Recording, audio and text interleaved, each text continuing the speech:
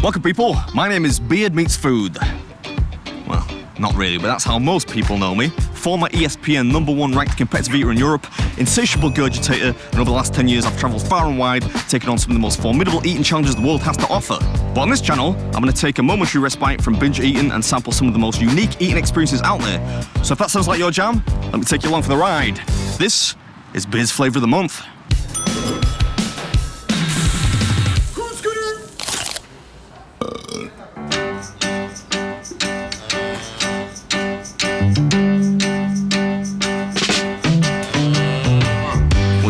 Tuesday. Shoot, look at this is the line on a Tuesday at like, I don't want to check my wrist, there's no watch there. We are somewhat surreptitiously skipping the queue here. Welcome to the Farmer's Dog. We proudly hashtag back British farming and only serve local produce. What does that mean? Presumably that they only serve local produce. Well, there's no coffee or ketchup, and your Pinot Grigio substitute might smell a bit like Kent. Most importantly, it means that everything is locally sourced right here in the UK. We're bloody proud of that. So come on in, grab a pint of Hawkstone, chat to the staff and enjoy. Farming is difficult, it's a difficult trade. I live actually right next to a farmer. He was planting some potatoes the other day. One of the episodes of Clarkson'S farm, and I think he had a quite shambolic crop because of the weather, which is sad, right? It shows how difficult farming is. So if they're helping out British farmers, it's a good thing, right? Look at this. It is predictably absolutely heaving. More like a tavern, don't you think? It's kind of like a medieval tavern. There's the high ceilings. That's something from Game of Thrones, you know, where like the Hound would stop on his little buddy journey with Arya, like halfway through, and have some chickens. It's a bit like that. Oh, the famous chrome tractor. So it looks a little bit like Brum from the start. Remember that TV show, Brum? You're showing your age there, mate, with Brum. Yeah, I'm loving it. Whoa. Did not expect there to be this many people here. It's like a special day or something. It's just like normal. It's a normal day for them. I think this is a normal day. Normal Tuesday. Not only is the restaurant completely packed, there's a bit of a beer garden, which, as you can see, is also full of a lot of people. All right, so I believe this is the old Grand Tour tent. Now, I never watched Top Gear, but I think Grand Tour, that's the show they did when Jeremy Clarkson got fired for punching his producer. Am I right? Yeah. I mean, good idea, that. This is a strange experience. It feels a bit like I'm at a theme park, like a Jeremy Clarkson theme park. We've also got some diddly squat farm merch. Don't know who would walk around wearing that, but certainly not me. Look at that. I'm totally disorientated. This place is actually quite big. It's a bit of an experience, not really just a restaurant and a pub. There's loads of stuff going on. What do you think that's for? So you have to knock the small white wooden ball, the dolly, off a metal spike by throwing wooden sticks at it. Seems a bit medieval for me. This would be better if it was just like a penalty shootout game, you know what I mean? If you've seen the Ben Foster video over on the other channel, you know what I'm talking about. Oh! His legs don't work. Look at this, we're going up to the Farmer's Clubhouse. Sounds posh. Can I'm a little bit peckish today. Okay. So can I order a few things Absolutely. from each part of the menu? To start, can I get the ham hock terrine? Yeah. The breaded Bath soft brie, Yeah. and the trout pate, please. No worries. For main course, I think I'll go with the steak pie. All the steak pies are pie, yeah. legendary here. Yeah. The lamb and mint sausage, and the gammon steak. To finish, because I'll have to get dessert, the rhubarb crumble cake and the cheese board. Love a good cheese board. Thank you very much. Thank you. The car's gonna smell probably quite bad on the way home since I got trout. Unlucky boys.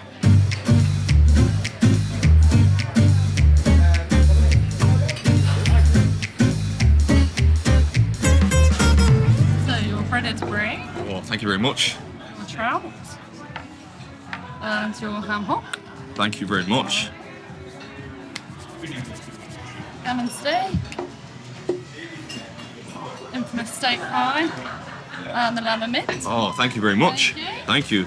This is the different channel. It's not the food challenge channel. Well, old habits die hard. I think I've forgotten that I'm not really supposed to be eating lots of food today. And finally, cheese board, and your rhubarb cake. We just about did it. There we go. Thank you very Enjoy. much. Thank you. All right. See what the food is like at Jeremy Clarkson's famous Farmer's Dog. Let's start with the terrine. It's a keen terrine. Pretty salty, but not unpleasant. They're not shy with the butter. You would imagine, given that the whole ethos here is to use produce fresh off the farm, the butter would be pretty good. It is a deep, kind of rich, it's not a light butter. That's not American butter, is it? That's good old British butter. I'm just going to, I know it's a slightly posh place, I'm going to go in with the hands. Going to get the full terrine experience here. That's posh butter. I think terrine is probably best enjoyed on bread. Feels a little odd eating it kind of just in and of itself. Cameraman, could you pass me the menu, please? Thank you. The ham hock terrine has pea shoots and honey mustard mayo on there. You can taste the honey. Oh, the bread is good too. The luxury of this not being the main channel is that I don't really have to eat that. I'm gonna eat it, but I think before I do that, I'm gonna move on to the brie. Ooh, that's got some girth to it, man.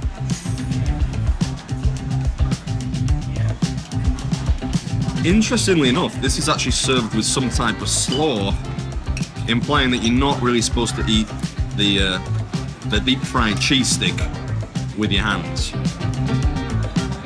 You can tell that a lot of thought has gone into the flavors that go with one another. The fruitiness really kind of interacts quite well with the brie. I'm not sure I'm a huge fan of the tomato sauce with it though. This is really good, man. The slaw itself is just delicious. Not entirely sure why this dish comes with kind of a toasted thin piece of bread, since it's not really spreadable. Maybe we'll save those for the cheese board. This is essentially a posh piece of fried cheese, but it is delicious. I can get used to this, you know. I think this is the trout pate. Let's go with the stinky stuff. Yeah, the trout pate. Should I try it without the bread to begin with? I love trout, you know. I think I might be one of the only people out there in the universe who appreciates trout. Look at that, yeah, yummy! Is trout like a fishy fish? You know, like a, do you know what I mean though? It is a slightly more fishy fish than, say, a haddock, yes. Smells fishy, but it smells good. Thanks for sticking your neb in there, mate, yeah. A slightly softer bread is served with the trout, which is quite complementary to its texture. Maybe a bit more toasted, but I'm enjoying it.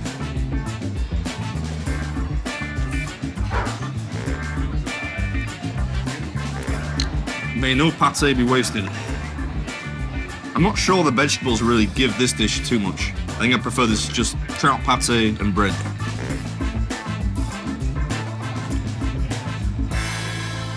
I think, you know, when it comes to British pub food, the humble gammon steak is probably the acid test. If they can do a gammon steak right, pretty nailed on, the rest of the menu's gonna be good, if you ask me. Could I trouble you to tell me what sauce is on this, Mr. Cameraman? So it is the cider cream sauce. Cider cream sauce. Yeah. Crushed new potatoes, roasted vegetables, seasonal greens, and cider cream sauce. The sauce is very good. Quite a fatty cut of gammon, but I actually don't mind a little rind on there. You know that in the TV show, one of Jeremy's pigs was called Richard Ham. What should we call it? Richard Ham. Is that an allusion to Richard Hammond? Yeah. Because it was like a small one, it was born. I would say that is about Jeremy Clarkson's level of joke, yeah. I appreciate that. I thought you might appreciate it, yeah, because it's the same kind of joke that you would make. This is like almost a bodybuilding meal, right? This, it's got your meat and your veg. I'll tell you what's selling this dish, the sauce, the cider cream sauce is lush. What is this? That's the crushed new potatoes. Ah, not mashed, but crushed. Essentially the same thing, just sounds a little bit posher. That's how you know it's not a sponsored video. I'm allowed to stay so tight. I can see him formulating the menu thinking, how do we say this is mashed potato but make it sound slightly more indulgent? Could call it crushed. The gammon is really good. Normally I would never order gammon. A lot of times it's really quite dry, but this is not dry. This is a solid feed so far. Not sure about the crushed potato and peas yet. This is it's just rustic mashed potato. This is like the type of mashed potato my mum would make, only much, much better. I think mashed potato can be too smooth though, you know? You can have it like, if you don't want it to be smashed. Do you remember Smash? Yeah. The robots on the ad? Or the kind that like Bodger and Badger would make? You want it to have a little bit of texture. This is probably just a little too much for my liking. It's a review channel, I've got to say something. One thing I should say, the people that came over from the main channel, is it's probably quite disorientating to see me eating using actual utensils. Oh, I think the gammon is my favourite so far. Let's do the lamb and mint sausage. This is a bit less traditional British pub food. Slight kind of, what, Moroccan slant on it, you reckon? Yeah, it's a kebab style, kebab-esque. I tried to make that sound so fancy and he said, yeah, it's a kebab. I think that's what they're going for. Tell you what, boys, it's a welcome change to just eat a lot of food and enjoy it, you know? I'm not racing against the clock here. I'm not sure sausage and pita bread really usually go with each other. Can't cut the pita bread. Ugh. I'm just gonna get my hands in there. If it's served with a pita bread, all bets are off. You can use your hands. Dip it in a little pot of mint yogurt sauce.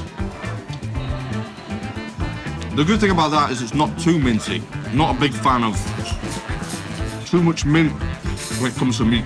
What's the slaw that's served with this? This is fresh summer slaw and cucumber infused Somerset yogurt. You can taste the cucumber. I might get in some hot water with Jeremy for this, but this is not dissimilar to the rainbow slaw served at Nando's. Controversial, I know, but it's still good. It's not really. I'm not really feeling much of the summer taste. It's slightly better than the Nando's one. Slightly better. How's the sausage? Does it work? A lamb and mint sausage? The lamb and mint sausage does work. The combination with the pita bread is the weird thing for me. Are you supposed to cut the pita open? You know, like you would? Yeah, I think so. Right. But no, actually, there is no opening. All right, fair one.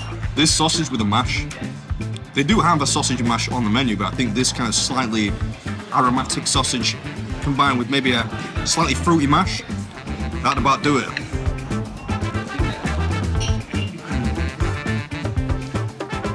Right, the infamous pie. About 4 or 5 people have told me in my time here so far that the pie is the best thing that they serve, so had to order it. It's some type of beef pie. Steak pie, mash, carrots, seasonal greens, pork stone gravy. Nice. You know, this was actually famous as a dogging spot before it was taken over by Jeremy Clarkson. They should have called it the Farmer's Dog Inn. It's a good job he's good at eating food and doing reviews. You just get a sudden waft of manure. I suppose that's kind of part of the deal, right? If you're going to eat at a place which is basically next to a farm, you might occasionally get a fresh waft of some type of cattle poo. It's actually an air freshener. You can buy it from the gift shop. Scent of Clarkson'S farm. Just hang it in your Honda Civic. On the Civic. See, this is a more traditional mash. It's much smoother. But actually, maybe I take it back. I actually like the crushed potato. The added texture gives it something else.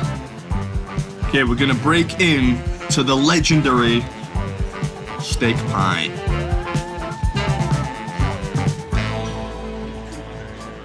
Oh yeah, look at that. Big chunks of steak in there. There's a slight lack of uniformity to the pastry, which is a good thing. Looks a bit less symmetrical, but tells you that it's homemade. That is good, you know. That's really good. It's quite rare that I would order a pie in a restaurant. And that's normally because I think the pastry is usually a bit hit and miss. Like sometimes it's too soggy, sometimes it's too crisp. This is basically right on the money. It's crispy on the edge, there's a little bit of gooiness at the bottom. Perfect. This food review is a piece of man. I always hesitate to say stuff like this, but this might be the best steak pie I've ever had. This is like faultless. It couldn't be improved upon, I don't think. And it sort of pains me to say it, because I'm not a huge fan of Jeremy Clarkson.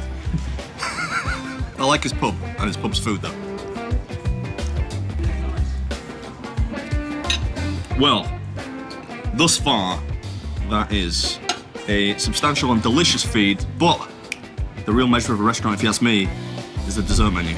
This is a rhubarb crumble cake, not rhubarb crumble. Yes, this is a poached rhubarb crumble cake with Cotswolds cream ice cream. What's this stuff? Anonymous brown goo. It's bound to taste good. Oh, yep, you can tell it's poached. The flavour is good. Sponge is a little dry. I assume that's probably why it's served with some gooey stuff. I think this is probably just yeah, that's just rhubarb, right? It's deconstructed. The rhubarb is separate to the cake. That's more like it. You get some of the rhubarb in there. The dryness of the sponge, the slight dryness of it, is less of an issue. I'm not sure sponge before cheese was the right move, since that is served with celery and tomatoes. That one grew on me. I think it's my habit for eating things, each ingredient independently, that kind of held that back a little. As soon as you get the cream in there, or the ice cream, with the rhubarb, it's nice and moist. If there's ever cheese on the dessert menu of any restaurant, I will always be sure to choose that. Cheese ball with Rutland red, Twanger cheddar, Bourvale blue, celery, rhubarb chutney, chili honey with crackers. The chili honey sounds good. Dig into some of the rhubarb. I'm not sure I've ever had rhubarb paired with cheese before. Given that most of the cheese I tend to eat is on aeroplane journeys, this has an immediate advantage. I'm not sure I can face the... Would you like a tomato, Thomas? Have a bunch of tomatoes. Just a bunch. My gift to you. I mean, I do want that. 5-second rule. I do want the pie, but I will have a tomato now. I think I would prefer this with traditional crackers rather than toasted bread, but the cheese itself is very good. I'm excited to try a little chili honey. Hopefully it's not too hot. It's a very robust honey, and it is actually quite spicy. But it's good, it's not unpleasant at all. That's very good honey. I'm just gonna stick the block of cheese in there now. Yeah.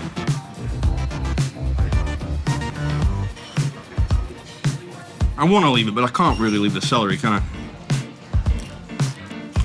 Would you mind passing me the delicious Rue Bastard beer, which I totally forgot that I had. This is the, it's a bit of a naughty word, but I think technically you are allowed to say this word in the English language without it constituting swearing. This is Rue Bastard. Oh, That's good, isn't it? That's pretty good. Try some of that. Yeah. Yeah, it's really good. Really get the rhubarb coming through on that. It's really nice. Yeah, go on.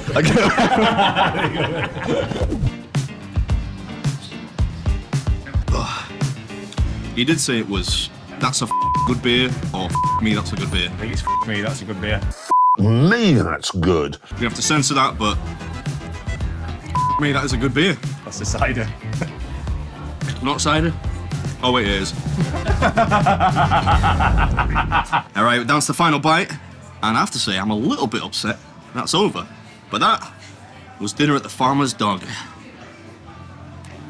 and it's pretty delicious. That was really good. It's hard to explain, but you can kind of tell that the ingredients are. They just, I don't know, they taste a little bit more rustic. So, how many beard stars are you going to give it? Oh, that's the question. I think this is the beard star system. Imagine Michelin stars, only less prestigious. That said, I know a thing or two about it. For the last decade, I've eaten so much food, it hurts. Oh, that was quite hard. 1 star. Compelling flavors, a fun environment. If I was in the area, I'd come back for seconds. 2 stars. Exceptional flavors, a really charming concept. I'd make a special effort to come back. 3 stars. Cuisine beyond compare. An unmissable bucket list experience. This place will blow your flipping beard off. I think I'm gonna have to give that one, just for the experience as well as the food, I think I'd give that 2. Is there a reason you not give it 3? It was a good meal. I'm not sure I would drive a significant distance to make a special trip here. And I think 3 stars really has to be something that's bursting at the seams. You'd do anything to get back there, fight a small gaggle of armed geese or something like that to cross the threshold into the building. That was good food. I really enjoyed it, and I would love to come back, which I think is probably what qualifies it as 2 stars rather than 3. How was everything? Did you enjoy it all? Delicious. I really enjoyed it. Yeah, the pie was probably the marquee part of the meal, Yeah. but equally, I love a cheese board, so the cheese was really impressive. I really liked it. Thank you very much. The pie is actually made with our stout as well. Oh, yeah? They put the hooks and black in with the Yeah, as the stock essentially. So yeah. it was really good. I really enjoyed it. Thank you very much. Thank you. They're already queuing for the second service. It's like 4:45. It's like I get the feeling there's always a crowd of people outside. Anyway, that was the first flavour of the month. If you liked it, come and join me. If not, stick on to the channel. That's better anyway.